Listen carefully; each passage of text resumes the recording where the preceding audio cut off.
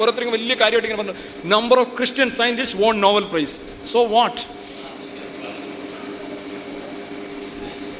മുസ്ലിങ്ങളെയൊക്കെ വെല്ലുവിളിക്കുന്ന കേൾക്കാം.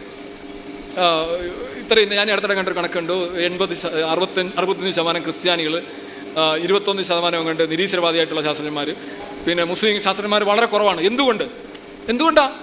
മുസ്ലിങ്ങൾക്ക് ബുദ്ധി കുറവായതുകൊണ്ടാണോ? എന്തുകൊണ്ടായിരിക്കും? അവർ ശാസ്ത്ര മേഖലയിൽ കൂടുതൽ അവർ ഇൻവെസ്റ്റ് ചെയ്യുന്നില്ല, അവരതിൻ്റെ പുറകെ പോകുന്നില്ല. ശാസ്ത്രത്തിനൊക്കെ പഴയ കാലഘട്ടങ്ങളിൽ ഇസ്ലാമിക് രാജ്യങ്ങളിലൊക്കെ ഒരുപാട് മുന്നേറ്റം ഉണ്ടായിട്ടുണ്ട്. ഇപ്പോൾ അവർ അതേ കണക്ക് പോകുന്നില്ല. അവരിൽ മതാന്ധത കൂടി. Not the point. മതാന്ധത കൂടി കഴിഞ്ഞാൽ ശാസ്ത്രരംഗത്തെ നേട്ടങ്ങൾ കുറയും. ക്രിസ്ത്യാനികൾ പൊതുവിൽ വെള്ളം ഒഴിച്ചടിച്ചുകൊണ്ടിരിക്കുന്നു. അതുകൊണ്ട് കൂടുതൽ നോബൽ പ്രൈസ് അവിടെ വന്നുകൊണ്ടിരിക്കുന്നു. മതം നേർപ്പിച്ചുപയോഗിക്കുക, പരമാവധി നിരാകരിക്കുക, തമസ്കരിക്കുക, നോബൽ പ്രൈസുകൾ ചെറിയ നീങ്ങി വരും. എല്ലാവർക്കും തുല്യ വിവരവും ബുദ്ധിയൊക്കെ തന്നെയാണ് ഉള്ളത്. മനസ്സിലായല്ലോ?